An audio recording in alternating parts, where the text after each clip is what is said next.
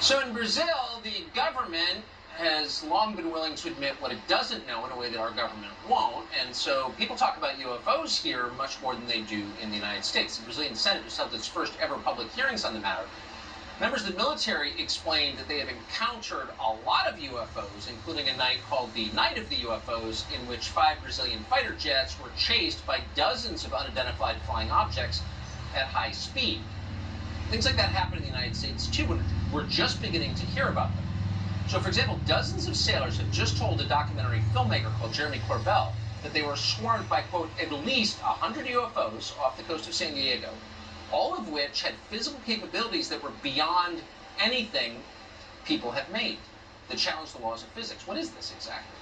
Nick Pope is a former UK Ministry of Defense official, and we are happy to have him join us tonight. So, Nick, tell us what these sailors described and what you think it adds up to, if you would. Well, they described a series of objects literally swarming around multiple US Navy ships. They said that speeds and maneuvers seemed way ahead of anything they'd seen. Now, the DoD and the Navy are saying, they're trying to say, that some of this is drones. Maybe it is. And with China threatening Taiwan, if this is foreign adversary drones and they can do that to the US Navy, we're in big trouble. Either way, this is an act of provocation, arguably an act of war. The American people need some answers. They deserve answers. So if these are in fact from a foreign military, and as far as I know, the Pentagon has given no evidence whatsoever of that, but if it is, then I mean, it's probably not even worth talking about having a war with China because they've already won.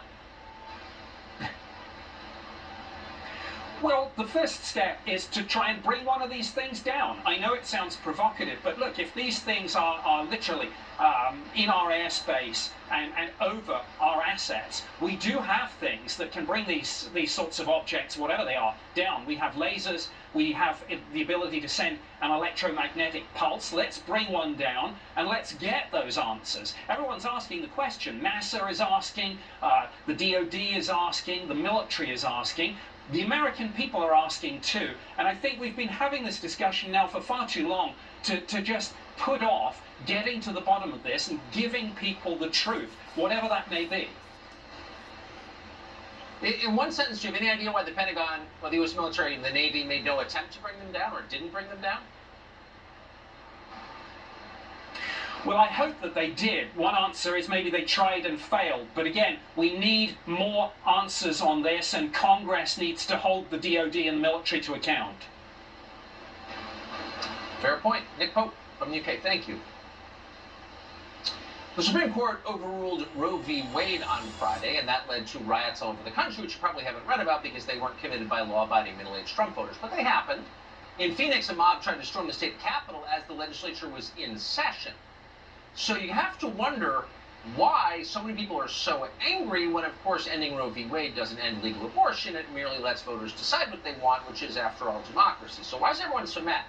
Well, Eddie Scarry has spent a year thinking about why the left is so unhappy. He's the author of a new book called Liberal Misery, a columnist with The Federalist, and our next guest. Eddie, thanks for joining us. So they seem very unhappy. That's kind of the bottom line when I watch their behavior. Are they? Yes, I think what we're looking at is the way liberals and Democrats are going to behave from now on. When they don't get their way, they're going to rage, they're going to threaten, they may even commit actual political violence, as we've seen. We saw it all through 2020. And honestly, as I write in my book, Liberal Misery, this is just a bigger version of the way liberals behave in their everyday life. This is backed up by all sorts of surveys and studies and data that liberals are just really unhappy people, and they want to spread their misery. They want you to feel exactly how unhappy they are when things aren't going their way. They're more likely than conservatives and independents to block people on social media just because they don't like something you said. They will erupt at a social gathering at a perfect stranger. They do this to their family, their friends. They're angry, vindictive, petty. And again, all of this is backed up by data. They just naturally tend to be unhappy people. Higher rates of mental illness, much less likely to tip 20%, much more likely to send the food back and bark at the waiter. Is there any guess as to where this comes from? It seems like they're mad at Dad, but is there another reason? I think that's above my pay grade, but I will say that, again, there's a lot of data that backs this up.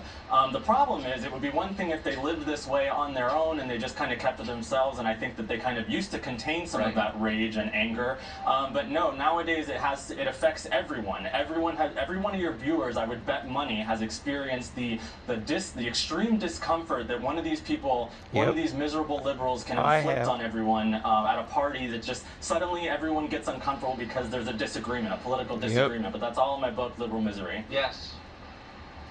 It's a great point. And it raises questions about pharma. If Xanax works, why are they screaming? But that's for another show. Andy Scarry, congrats on the book. Good to see you. Thank you.